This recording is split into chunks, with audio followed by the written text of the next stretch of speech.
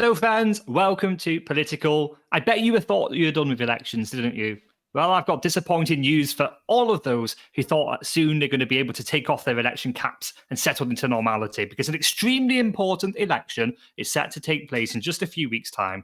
I am, of course, talking about the Georgia Senate special election, contested by Kelly Loeffler for the Republicans and Raphael Warnock for the Democrats. The stakes for this election are very high indeed.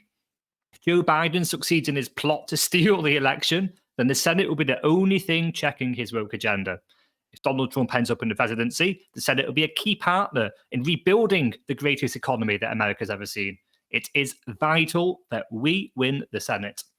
The Senate currently stands with the Democrats on 48 seats and the Republicans on 50. So in other words, if Kelly Loeffler defeats Raphael Warnock in just a few weeks' time, then the Democrats will have been thwarted. If not, the Democrats are going to come one step closer to a tied Senate, which means the final deciding vote on affairs that affect millions and millions of people will potentially go to Kamala Harris. And good luck if that happens. Today, we've got some juicy polls for you on this key Senate race, and we're going to have a little preview of the Georgia Senate special election. Welcome to Political, and thank you so much for watching this video. We really appreciate it, and we can't put into words just how much we love this community that we've built up here. If you're new here, please do consider subscribing and joining that community. Drop a like and tell us your opinion in the comments below. And with no further ado, we'll move on to the Georgia Senate special election. Yeah, indeed. Couldn't resist. There's a couple of polls that came out, and I just felt like we just have to show them. So this for is old time's sake. From Remington Research Group. Not the most. What's great about looking at polls just after an election is we can see how well they did, in the election. And Remington Research Group polled almost exclusively in Missouri. They had Trump ahead there by a meager 5 points, and of course he ended up winning by more than 15. So perhaps they're not very good at judging Republican sentiment. But here we are. They're saying that as it stands, and this was a few days old now at this point, but when they polled, they were saying that Loeffler was ahead by 1 point and Perdue was ahead by 4 in these two key races in Georgia. Just having a quick look at the actual results, obviously Perdue just marginally missed the 50% majority that he needed to stop this going to a runoff. Now, obviously, that seat's going to go to a runoff. It's kind of easier to judge what might happen in that one because obviously there was only two main candidates. Because Loeffler was kind of battling with Doug Collins in this one, it is kind of difficult to judge where those votes will potentially go in the runoff. So this poll, at the very least, gives us a little bit of data, even though it's not necessarily that meaningful at this moment in time. But you would imagine that both of these races will be very close, and that if one goes one way, the other one very likely will go that way as well. So we'll see, although I don't believe that Loeffler is as popular a candidate as Perdue is. But yeah, I think, as you said in the introduction, this is a race, just before we come on to Raphael Warnock, this is a race where, it's not really about these candidates so much anymore. It's about the Senate majority.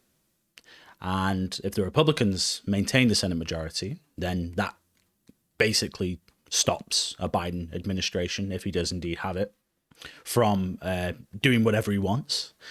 So really, when we're talking about the ballot here, we're talking about those key issues, most notably things like his trillions of dollars Green Deal plan that I imagine is particularly unpopular with small state advocates, and obviously his court packing as well, which is going to be incredibly unpopular with anyone right wing of Karl Marx. So I think with regards to that, this is like probably one of the most important Senate races in American history, would you say? Yeah, definitely. I mean, it's about the battle. It's a battle for the soul of the nation in a way, isn't it? And that's kind of, been parroted around in media and so on. Because what you have is this dangerous, unchecked idea of wokeism, and it's growing, and it's manifested itself in the power it has over this Democratic Party. If you don't believe me, go onto AOC's Twitter. make it. Look at how she's acting. Bernie Sanders, our favourite comrade, is actively campaigning and fundraising for Raphael Warnock. That should tell you just what the stakes are in this election. And on the other hand, we have Kelly Loeffler, who is an advocate of Trumpism. She's there. She's trying to stop this dangerous tide of wokeism washing over Georgia, washing over the United States. Like you said, Ian, very, very important indeed for the future of the nation. Sure. So let's take a look at an example of that wokeism from Raphael Warnock, and this is kind of just emerged. Obviously, he is a pastor. Or he was a pastor. I don't know if he still is in the church, famous church, Martin Luther King Jr. Church in Atlanta. And this video has emerged of some comments he made just before the election in 2016 between Trump and Clinton. He said, "It is true that a man who has dominated the news and poisoned the discussion for months needs to repent. Then it is doubly true that a nation that can produce such a man and make his vitriol go viral needs to repent." And he also said, "No matter what happens next month, more than a third of the nation that would go along with this is reason to be afraid. America needs to repent for its worship of whiteness on full display this season."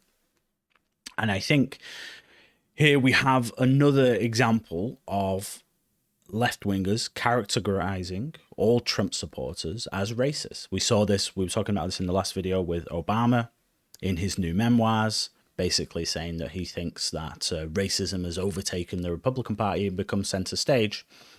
And with things like this, do you imagine that they're actually going to win over any key votes that they need to actually win these races? I mean, the sad thing is, yeah, and I think they will as well, because we all know, we've all met them.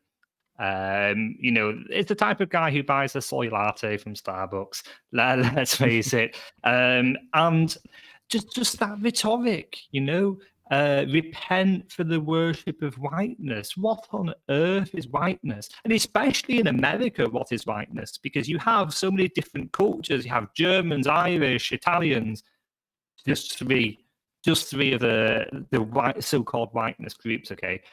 This is critical race theory in its most unashamed, disgusting form. It attributes all of history's problems, or so many things, specifically to white people. It's wrong. There's nothing wrong with white people. There's nothing wrong with... There's no such thing as whiteness. I really struggle to understand these people's perspective. And for him to come out and say, talk in terms of repenting for whiteness, okay, as if you committed some sort of wrong for not believing in you, or not agreeing with you. Yeah, that it's sinful, right? That it's sinful. Obviously, you'd expect that kind of terminology from a former pastor, but I mean, this man's supposed to be a Christian. He's supposed to be a Christian. This isn't Christian rhetoric. Now, I'm not Christian myself, but I understand the values of Christianity, and this isn't them on display. So, yeah, exactly. When you say we expect that language from a pastor, well, no, we don't, because I don't think this is anything to do with Christianity, is it? Because implying that someone is inherently sinful, not for committing a sin, but for disagreeing with you on how much a particular race of people should be blamed for the world's problems. This man's crazy. Yeah, no. What I mean was, using the word repent. I suppose it's something that's he's used to saying, but not necessarily saying that he's right to use it in this context. But I think just suppose for a moment, okay, and this is the thing that perhaps a lot of these people don't understand, is suppose for a moment that all Trump supporters aren't actually racist, and suppose for a moment that you are a Trump supporter who isn't a racist. I can think of a few. I mean, myself to begin with. I put you in that same category as well, kind of. But I mean, listen, I don't know about your own internal thoughts and feelings. You have to say that for yourself. But how do you think this makes people feel when they hear this kind of thing? That you're like you say that you're sinful, or that there's something wrong with you for having a particular political opinion or belief. It's got to the point now where Trump has just demonized so much that it's not. We can't even have a conversation. We can't even have a conversation where people are allowed to just go, well, I support Donald Trump, and here's why. Here's the policies of his that I like. It doesn't come from a bad place. It comes from a good place. I think his policy is the right thing for the country, to put the country in a good direction.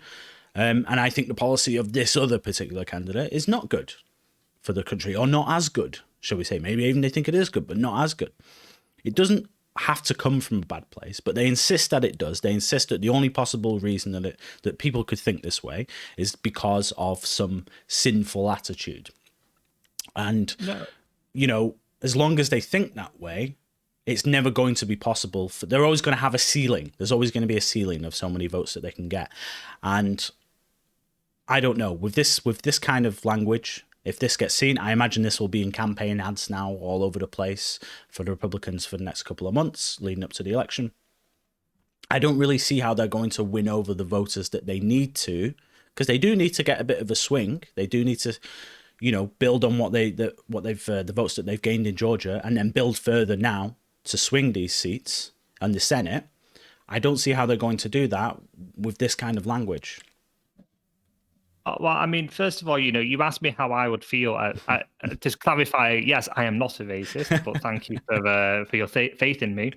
But you asked me how I feel, and I mean, come on, both of us, we're not Americans, right? The same dynamics applies to conservatives in the UK and elsewhere too.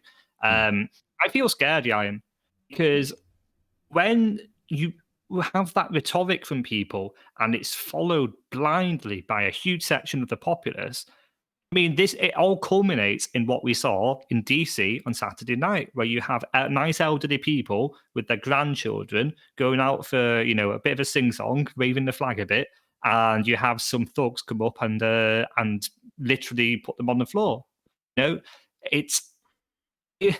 The left often accuses the right of dog whistling. This is nothing but a dog whistle to turn around and say, "Oh, you're sinful, and you are a bad person, and you are an evil person for believing in what you believe in. And unless you conform with my ideas of what is correct, you are the problem."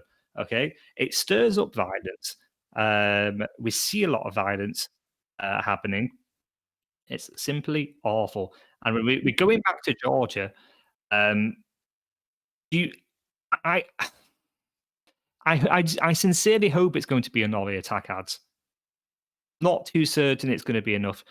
What will make it enough is all the Republicans, y'all go and mobilize, y'all make sure that she wins this race, because otherwise it's your nation, it's our nation, our nation. I say our as in the that's going to be imperiled. And so, unless you have anything else to add to that, not this time, no. So, in that case, I'll thank all of you for listening. Please do make sure you do what you can to help the race in Georgia. It's critical in stopping this woke agenda. Please do subscribe if you haven't already. Drop us a like and drop us a comment too. Tell us what you think. Do you agree with the woke agenda? Do you hate the woke agenda? I think I know which way you're going to lean. But thanks very much. Until next time.